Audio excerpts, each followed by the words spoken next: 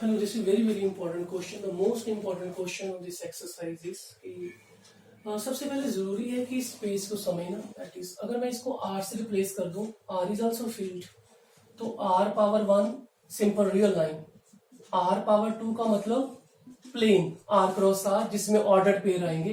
That is set of ordered pair where x y are the real number. And what is r cube? r cube is r cross r. This is our three-dimension space. Three-dimension space means x y z, where x y z are real number. They are real number. Or similarly, we can say that Euclidean space, that is Rn, that is r cross r up to n time. This is set of n tuples that we can write x1, x2, x3, xn. These are the scalars. Okay, x1, x2, xn belongs to the field R. Okay, so इसका मतलब R1 का मतलब real line, R2 का मतलब plane हो गया, R3 का मतलब स्पेस हो गया, Rn का मतलब यूक्लिडियन स्पेस हो गया. तो यहाँ पे R नहीं लिखा, F लिखा है, Fn, तो मतलब तो सेम ही हुआ. तो F का मतलब सिंपल, F2 का मतलब ordered pair, then 3 coordinates, then n coordinates, Fn का मतलब n कोऑर्डिनेट्स. और एक हमारे पास वेक्टर स्पेस है, that is V is a vector space. So we have one vector space. We have one vector space.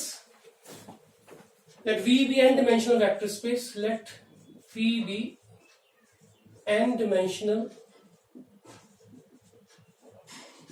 vector space.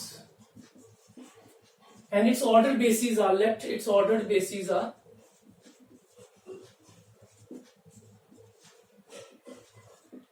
they are V1, क्योंकि इसका dimension n है तो इसमें n एलिमेंट्स होंगे, V1, V2, Vn.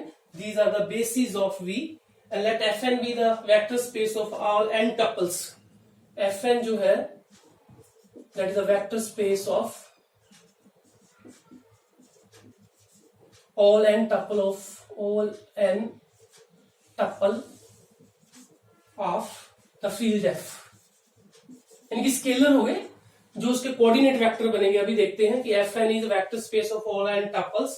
तो हमें prove करना है कि जो V है वो Fn के आइसोमॉर्फिक है. जब भी हमें आइसोमॉर्फिज्म करना है तो एक चीज बड़ा ख्याल रखना है कि मैपिंग के ऊपर बहुत जोर देना है. अगर मैपिंग सही डिफाइन की है तो आइसोमॉर्फिज्म प्रूव हो जाएगा. तो let us define a T mapping from V to Fn. देखिए V1, V2, Vn ये V के बेसिस है. अगर V को कोई भी element, V be any element of V, let this is any element of V, तो I can write V as a linear combination of its basis vector. तो मैं इसके बेसिस वेक्टर का इसको लिख सकता हूं. So this will be T will be alpha 1 V1. Ordered basis का मतलब इसी ऑर्डर में लिखना है, alpha 1 alpha 2, alpha 1 V1, alpha 2 V2, alpha 3 V3 and so on alpha n Vn. जो इसका इमेज है वो Fn में जाना है. Fn का मतलब है कि scalars, these are the scalars, these are the scalars. जो इमेजेस हैं वो स्केलर्स में आएंगी. स्केलर का मतलब हो गया n टपल्स, अल्फा 1 उसके n कोऑर्डिनेट होंगे, alpha 1 comma alpha 2 comma alpha 3 and comma alpha n. This is the mapping for all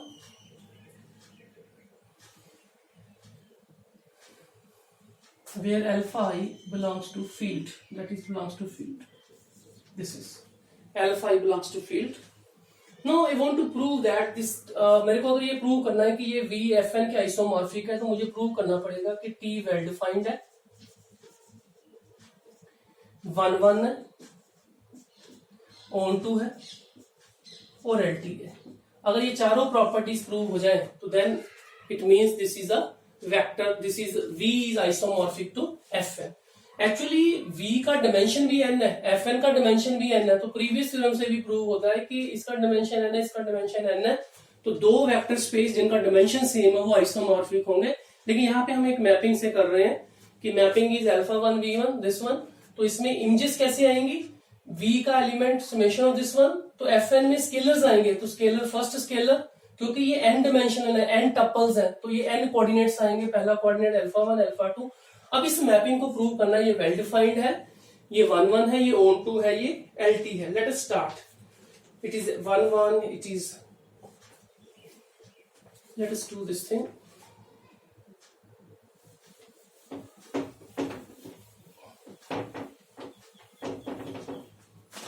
mapping is v to fn t summation alpha 1 v1, no need of this summation, that is t of summation alpha I vi, I varies from 1 to n, or I can write alpha 1 for first, second and third. Okay, now t is 1 1 and well defined. Let tx equal to ty. Okay 1 1 के लिए ऐसे होता है, tx जो है वो ty के equal है, xy के इक्वल आ जाए, फिर xy are any element of B, any element of v,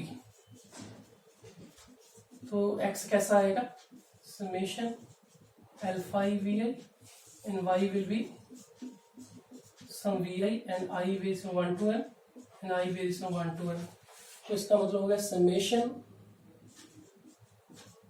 alpha i vi t and t of this summation beta I vi. Okay, then इसको इस तरफ ले आओ, alpha i minus beta i vi is equal to 0, तो क्योंकि हमें 1 1 prove करना है और T I V I according to images what will happen, तो इसमें जो टी मैपिंग है इसका वो क्या आएगा, सिर्फ स्केलर्स आएंगे, तो स्केलर्स क्या आ जाएंगे, पहला आ जाएगा alpha 1 minus beta 1 comma alpha 2 minus beta 2 and so on alpha N minus beta N is equal to 0. 0 का मतलब है कि जिसका हर एक कंपोनेंट 0 है. ओके, तो 0 मीन्स जिसका हर एक कंपोनेंट 0, तो पहला 0 हो गया, तो इसका मतलब अल्फा 1 बीटा 1 के इक्वल आ गया, दूसरा 0 हो गया, अल्फा 2 बीटा 2 के इक्वल आ गया, अल्फा एन बीटा एन के इक्वल आ गया. इसका मतलब हो गया कि जो अल्फा आई है वो बीटा आई के इक्वल आ गया फॉर ऑल आई, और हमें एक्स वाई के, अगर अल्फा आई बीटा आई के इक्वल है, अगर alpha I is equal to beta I, तो अगर मैं अल्फा आई को एक्स वी आई से मल्टीप्लाई कर दूं और समेशन ले लूं, तो इसका मतलब X is equal to Y.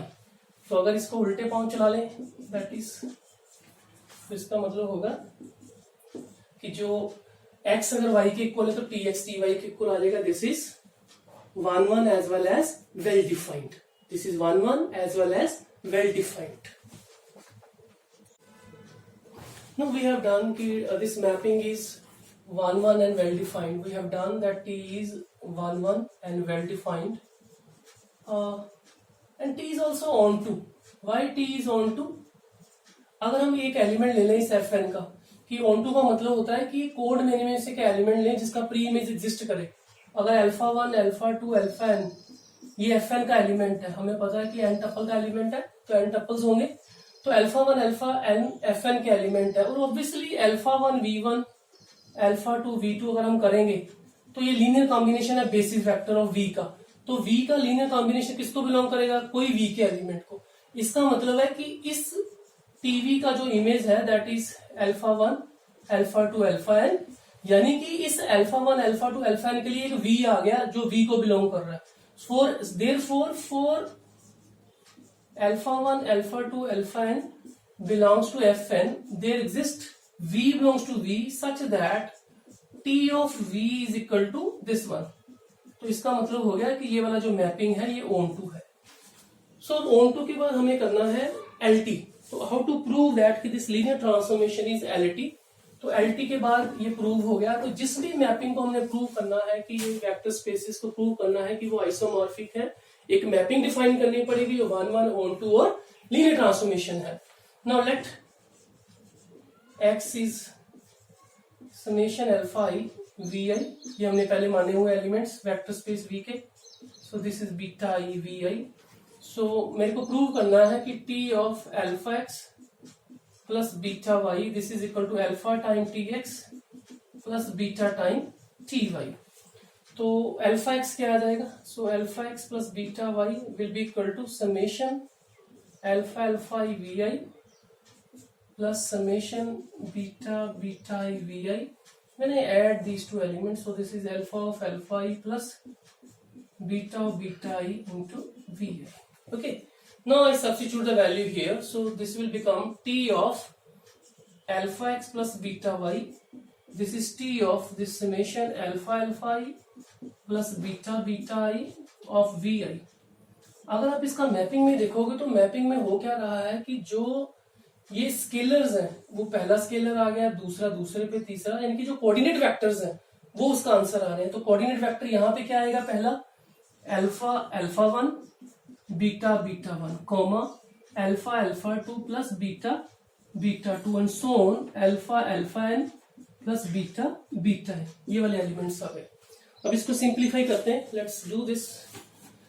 So T of alpha x plus beta y, this is equal to, so I am taking these elements, so this become alpha alpha 1 plus alpha alpha 2 and so on alpha alpha n.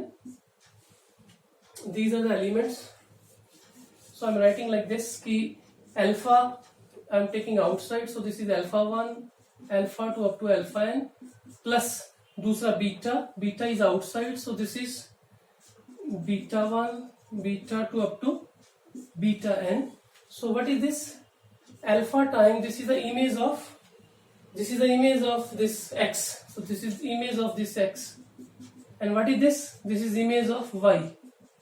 So this implies t of alpha x plus beta y is alpha time tx plus beta time ty for all alpha beta belongs to field. तो हमने prove कर दिया कि V से लेके Fn तक एक mapping है। मैपिंग जरूरी समझनी है कि V के बेसिस वेक्टर का लीनियर कॉम्बिनेशन, Fn में स्केलर्स हैं, ये वाली मैपिंग जो है वो 1 1 है, on 2 है, लीनियर ट्रांसफॉर्मेशन है।